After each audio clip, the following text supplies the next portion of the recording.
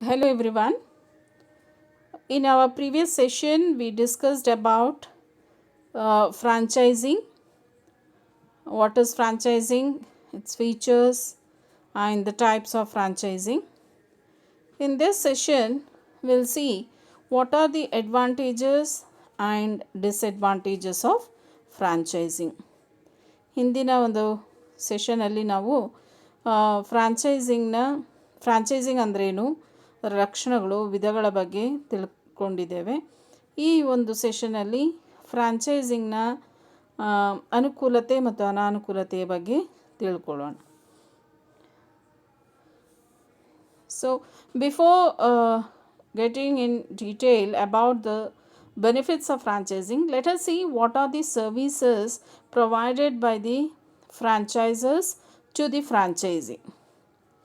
So, ಫ್ರಾಂಚೈಸಿಗೆ ಏನೆಲ್ಲ ಸೇವೆಯನ್ನು ಕೊಡ್ತಾರೆ?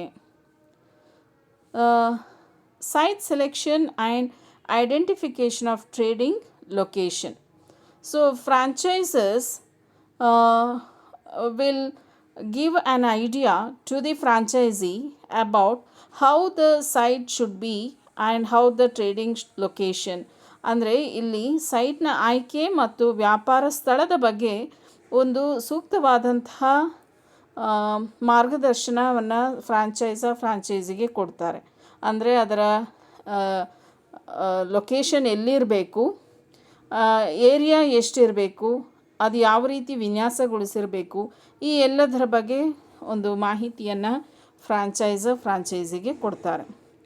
ಗೈಡೆನ್ಸ್ ಟು ದಿ ಫ್ರಾಂಚೈಸಿಗೆ ಮಾರ್ಗದರ್ಶನ, ಯಾವ ರೀತಿ ಸ್ಥಾಪನೆ ಮಾಡಬೇಕು, ಅವನಿಗೆ ಅವಶ್ಯ ಇರತಕ್ಕಂಥ ಬಂಡವಾಳವನ್ನು ಯಾವ ರೀತಿ ಪಡಿಬೇಕು.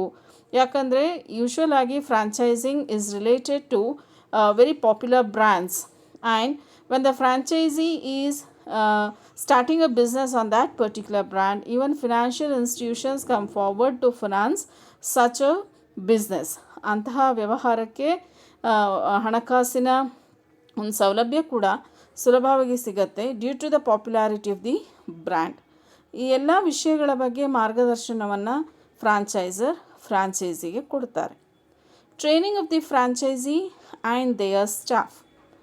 ಸೊ ಇಲ್ಲಿ ಫ್ರಾಂಚೈಸಿ ಮತ್ತು ಅವರ ಸಿಬ್ಬಂದಿಗೆ ತರಬೇತಿಯನ್ನು ಕೊಡಲಾಗತ್ತೆ with regard to marketing, with regard to maintaining of records, with regard to the operating methods of the business. ಎಲ್ಲ ವಿಷಯಗಳ ಬಗ್ಗೆ, ಹೇಗೆ ವ್ಯವಹಾರವನ್ನು ಸ್ಥಾಪನೆ ಮಾಡಬೇಕು, ಪ್ರಾರಂಭ ಮಾಡಬೇಕು, ಉತ್ಪನ್ನ ಮತ್ತು ಸೇವೆಯ ಮಾರಾಟ ಯಾವ ರೀತಿ ಮಾಡಬೇಕು, if it is a manufacturing franchise, how to manufacture the products, ಎಲ್ಲ ವಿಷಯಗಳ ಬಗ್ಗೆ ತರಬೇತಿಯನ್ನು ಫ್ರಾಂಚೈಸಿಗೆ ಕೊಡ್ತಾರೆ. Getting the newly franchise business ready for trading and opened. ಹೊಸದಾಗಿ ಪ್ರಾರಂಭ ಆಗ್ತಕ್ಕಂಥ ಫ್ರಾಂಚೈಸ್ ಬಿಸ್ನೆಸ್ಸನ್ನು ಅಸ್ತಿತ್ವಕ್ಕೆ ತರುವುದು ಮತ್ತು ಪ್ರಾರಂಭ ಮಾಡಲಿಕ್ಕೆ ಅವಶ್ಯ ಇರತಕ್ಕಂಥ ಎಲ್ಲ ಒಂದು ಚಟುವಟಿಕೆಗಳ ಬಗ್ಗೆ ಸರಿಯಾದ ರೀತಿಯಲ್ಲಿ ಮಾರ್ಗದರ್ಶನವನ್ನು, ಸಹಾಯವನ್ನು ಇಲ್ಲಿ ಫ್ರಾಂಚೈಸಿಗೆ ಕೊಡ್ತಾರೆ. These are the services that will be provided by the franchisors to the franchise.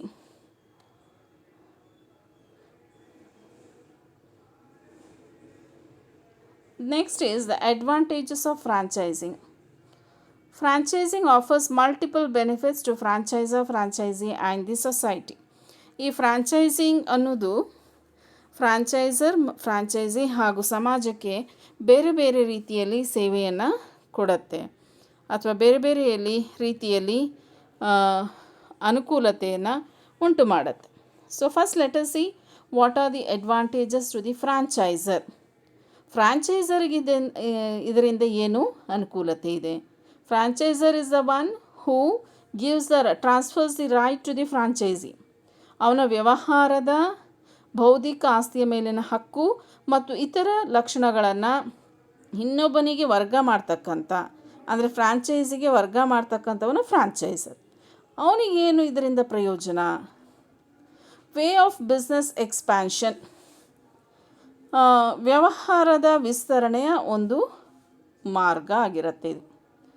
So ನಾವು ಹೇಳಿದ್ದೇವೆ ವ್ಯವಹಾರ ವಿಸ್ತರಣೆ, ಅದರಲ್ಲೂ ಕೂಡ ಚಿಲ್ಲರೆ ವ್ಯಾಪಾರದ ವಿಸ್ತರಣೆ ಬೇರೆ ಬೇರೆ ರೀತಿಯಲ್ಲಿ ನಡಿಬಹುದು.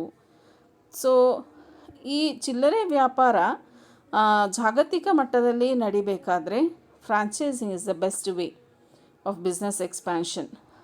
ಇಲ್ಲಿ ಫ್ರಾಂಚೈಸರ್ ತಾನೇ ಒಂದು ವ್ಯವಹಾರವನ್ನು ವಿಸ್ತರಣೆ ಮಾಡಬೇಕಾದ್ರೆ ಬೇರೆ ದೇಶಗಳಲ್ಲಿ ಅಲ್ಲಿ ಒಂದು ರಿಟೇಲ್ ಔಟ್ಲೆಟನ್ನು ನಿರ್ಮಾಣ ಮಾಡಬೇಕು, ಬೇಕಾದಷ್ಟು ಬಂಡವಾಳ ಹೂಡಬೇಕು, ಎಲ್ಲ ಹೆಚ್ಚು ರಿಸ್ಕ್ ತಗೋಬೇಕು.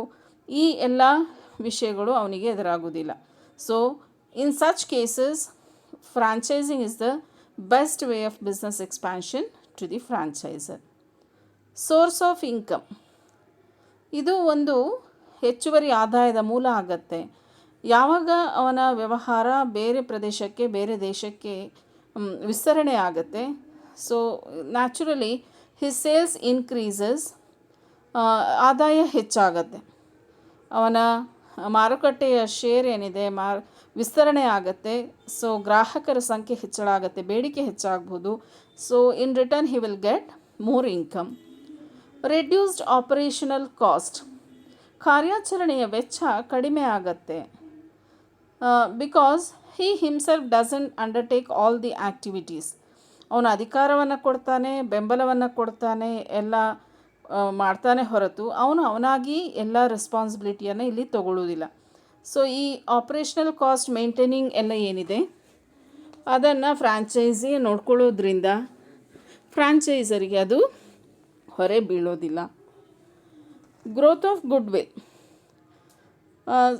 ಸಾಮಾನ್ಯವಾಗಿ ಫ್ರಾಂಚೈಸಿಂಗ್ ಅನ್ನು ತಗೊಳ್ಳೋದು ಹೆಚ್ಚು ಫೇಮಸ್ ಆಗಿರ್ತಕ್ಕಂಥ ಪಾಪ್ಯುಲಾರಿಟಿಯನ್ನು ಹೊಂದಿರತಕ್ಕಂಥ ಬ್ರ್ಯಾಂಡ್ಗಳಿಗೆ. ಸೊ ಆಲ್ರೆಡಿ ಒಂದು ಒಳ್ಳೆಯ ಹೆಸರನ್ನು ಮಾರುಕಟ್ಟೆಯಲ್ಲಿ ಯಾವ ಒಂದು ವ್ಯವಹಾರ ತನ್ನ ಉತ್ಪನ್ನಕ್ಕೆ ಹೊಂದಿರುತ್ತೆ ಅಂಥವುಗಳೇ ಹೆಚ್ಚಾಗಿ ಈ ಫ್ರಾಂಚೈಸಿಂಗ್ಗೆ ಮೊರೆ ಹೋಗುವಂಥದ್ದು. ಸೊ ಅಂಥ ಏನು ಒಳ್ಳೆಯ ಒಂದು ಸುನಾಮವನ್ನು ಸೃಷ್ಟಿ ಮಾಡಿರುತ್ತೋ, ಕೀರ್ತಿ ಮೌಲ್ಯವನ್ನು ಹೊಂದಿರುತ್ತೋ ಅಂಥ ಸಂಸ್ಥೆಗಳು ಇನ್ನೂ ಹೆಚ್ಚು ಹೆಚ್ಚು ಅವರ ಬ್ರ್ಯಾಂಡ್ ಪಾಪ್ಯುಲರ್ ಆಗಿ ಆಗ್ತಾ ಹೋಗುತ್ತೆ. ಹೆಚ್ಚು ಹೆಸರನ್ನು ಅವರ ಗುಡ್ ವಿಲ್ ಇನ್ನೂ ಹೆಚ್ಚಾಗತ್ತೆ. So as a business is spreading across the globe, the goodwill what they have already got it also gross.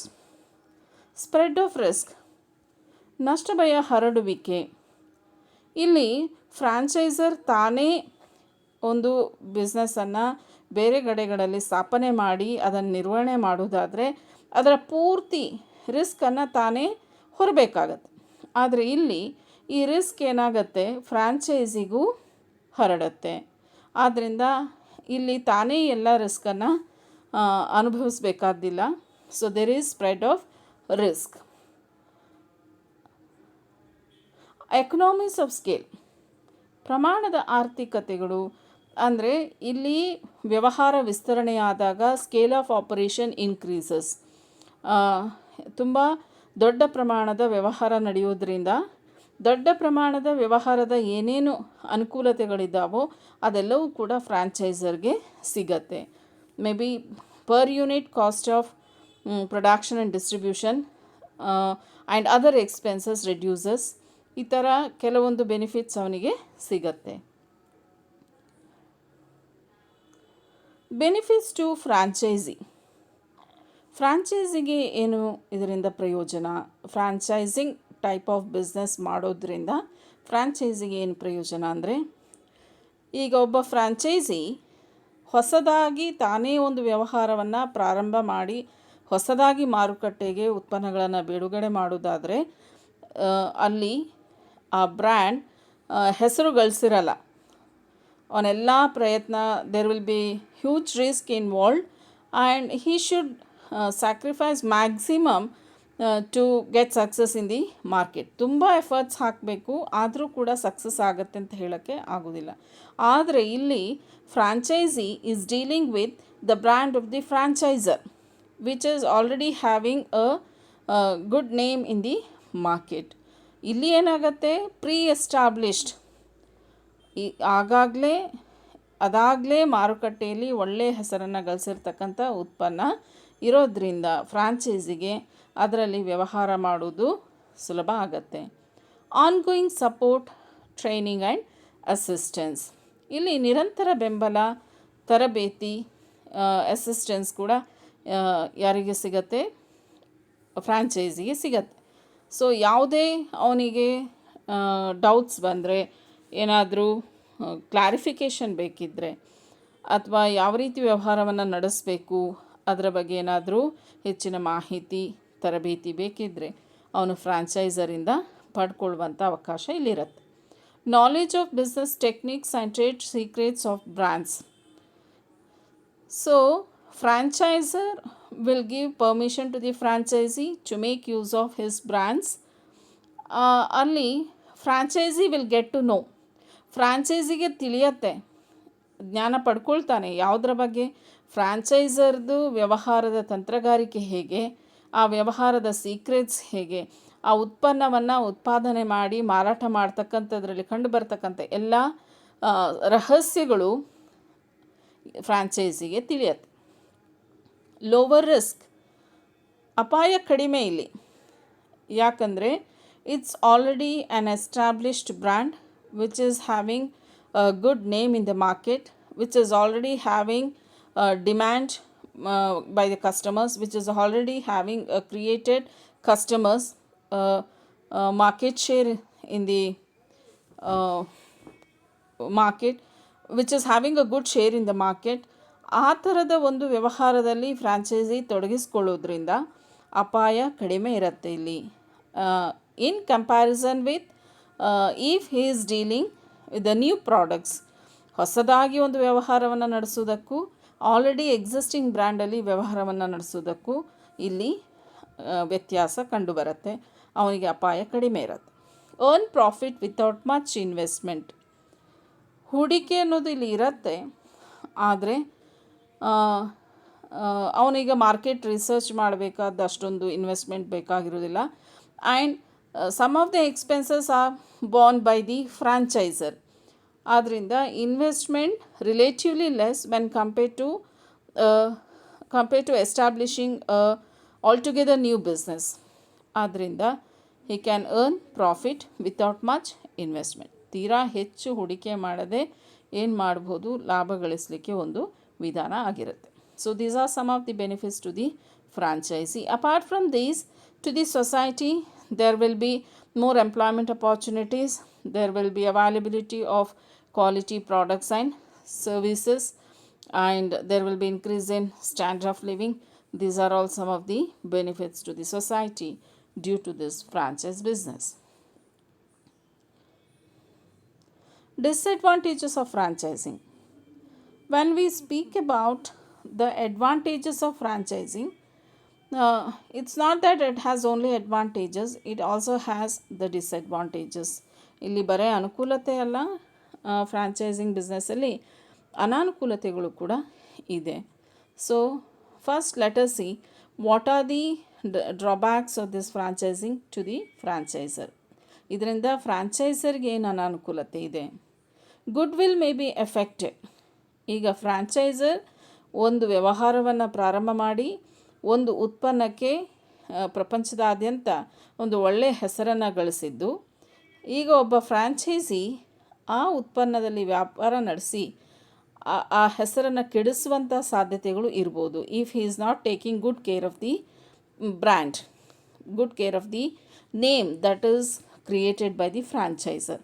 ಫ್ರಾಂಚೈಸರ್ ಎಷ್ಟು ಶ್ರಮ ವಹಿಸಿ ಆ ಒಂದು ಹೆಸರನ್ನು ಪಡೆದಿರ್ತಾನೋ ಅದಕ್ಕೆ ಸರಿಯಾದ ರೀತಿಯಲ್ಲಿ ಫ್ರಾಂಚೈಸಿ ಶ್ರಮ ವಹಿಸದಿದ್ದರೆ ಅವನು ಈಗಾಗಲೇ ಸೃಷ್ಟಿ ಮಾಡಿರ್ತಕ್ಕಂಥ ಹೆಸರು ಅದರ ಮೇಲೆ ಕೆಟ್ಟ ಪರಿಣಾಮ ಬೀರಬಹುದು. In that case it will be a loss to the franchisor. Leaking of business techniques and trade secrets. ಫ್ರಾಂಚೈಸರ್ದ ವ್ಯವಹಾರ ತಂತ್ರಗಾರಿಕೆ ಮತ್ತು ವ್ಯಾಪಾರ ರಹಸ್ಯಗಳ ಸೋರುವಿಕೆ ಆಗ್ಬೋದು. Because the franchisee will get to know the trade secrets and business techniques of the franchisor. ಅವನು ತಿಳ್ಕೊಂಡು ನಂತರದ ದಿನಗಳಲ್ಲಿ ಅದೇ ಥರದ ವ್ಯವಹಾರವನ್ನು ಮಾಡ್ತಕ್ಕಂಥ ಸಾಧ್ಯತೆಗಳು ಇರ್ಬೋದು. Cost of providing training and support. ನಾವೇನು ಹೇಳ್ತೇವೆ? Franchisor will provide training and support to the franchisee. Franchisor ಫ್ರಾಂಚೈಸಿಗೆ ತರಬೇತಿ ಮತ್ತು ಬೆಂಬಲವನ್ನು ಕೊಡ್ತಾನೆ. ಸೊ ಈ ತರಬೇತಿ ಮತ್ತು ಬೆಂಬಲಕ್ಕೆ ಅವನೇನು ಮಾಡಬೇಕು, ವೆಚ್ಚವನ್ನು ಭರಿಸಬೇಕು. So sometimes this cost may be partly paid by the franchisee. If not, the whole amount has to be borne by the franchisor, then it may be an expensive affair. Compliance challenges. ಈ ಕಂಪ್ಲೈಯನ್ಸ್ challenges ಅನ್ನೋದು, ಈಗ franchising ಬಿಸ್ನೆಸ್ಸಲ್ಲಿ franchisee may be situated in different country. So the franchisor has to adjust with the customs, rules and regulations of the other countries. ಈಗ ಒಂದು ವಿದೇಶಿ ಸಂಸ್ಥೆ ನಮ್ಮ ದೇಶದಲ್ಲಿ ಫ್ರಾಂಚೈಸಿಂಗ್ ಬಿಸ್ನೆಸ್ ಅನ್ನು ಹೊಂದಿದ್ದಾಗ ನಮ್ಮ ದೇಶದ ಕಂಪನಿ ಕಾಯ್ದೆ, ಬೇರೆ ಬೇರೆ ಕಾಯ್ದೆಗಳು, ನಮ್ಮ ದೇಶದ ಸಂಸ್ಕೃತಿ ಅದಕ್ಕೆ ತಮ್ಮನ್ನು ಅಳವಡಿಸ್ಕೊಳ್ಬೇಕಾಗತ್ತೆ, ಅದಕ್ಕೆ ಬೇಕಾಗತ್ತೆ.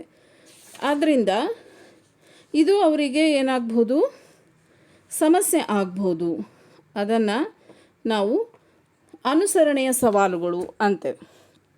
So when it is operating in other countries, ಆ ಒಂದು ದೇಶದ ಕಾನೂನು, ಆ ಒಂದು ದೇಶದ ಸಂಸ್ಕೃತಿ, ಅಲ್ಲಿಯ ಅಭ್ಯಾಸಗಳು, ಇವುಗಳಿಗೆ ಹೊಂದ್ಕೊಳ್ಳುವಂತಹ ಒಂದು ಸಮಸ್ಯೆ ಎದುರಾಗತ್ತೆ.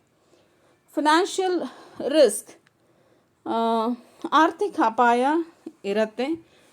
ಇಲ್ಲಿ ದ ಫ್ರಾಂಚೈಸರ್ ಮೇ ಇನ್ಕರ್ ಲಾಸ್, ಅಂದರೆ ಒಂದು ದೇಶದಲ್ಲಿ ಸಕ್ಸಸ್ ಆಗಿರ್ತಕ್ಕಂಥ ವ್ಯವಹಾರ ಇನ್ನೊಂದು ದೇಶದಲ್ಲಿ ಅದೇ ರೀತಿ ಸಕ್ಸಸ್ ಆಗಬೇಕು ಅಂತ ಹೇಳೋಕ್ಕಾಗೋದಿಲ್ಲ. he may not be able to get the agreed rate of royalty from the franchisee. Then the drawbacks to the franchisee. ಫ್ರಾಂಚೈಸಿಗೆ ಏನು ಅನಾನುಕೂಲತೆಗಳು? ಅಗ್ರಿಮೆಂಟ್ ರೆಸ್ಟ್ರಿಕ್ಷನ್ಸ್, ಅಂದರೆ ನಾವು ಮೊದಲೇ ಹೇಳಿದ್ದೇವೆ, the franchisor has a control over the ಫ್ರಾಂಚೈಸರ್ನ ನಿಯಂತ್ರಣದಲ್ಲಿ ಇರ್ತಾರೆ.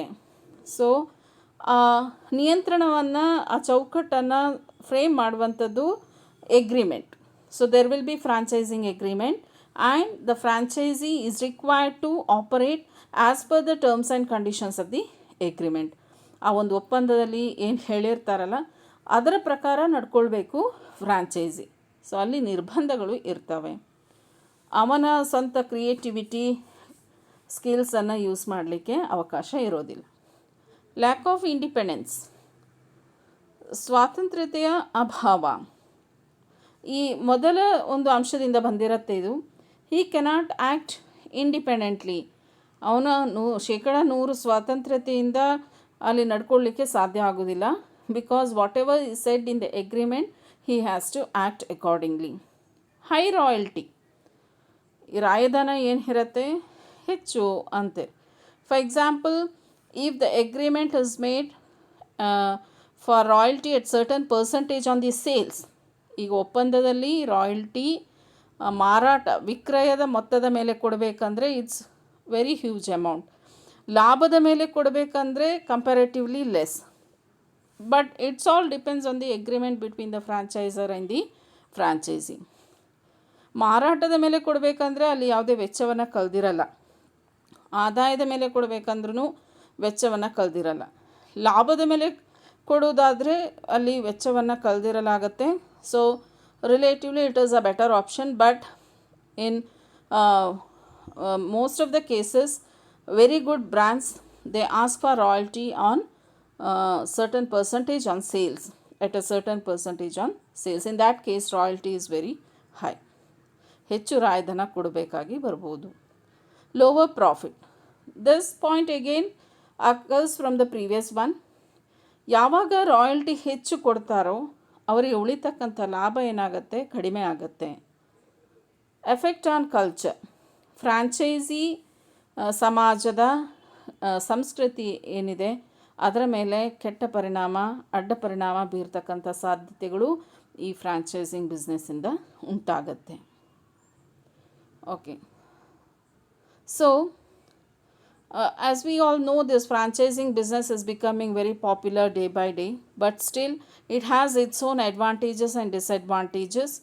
And some ways it is benefiting the society, and it also has some drawbacks. But as a method of retail expansion, it is a very uh, preferred method when it is uh, compared with the other methods for international expansion. Okay, so this is all about the advantages and disadvantages of franchising. In the next session, we'll see franchising business in India, how it is operating.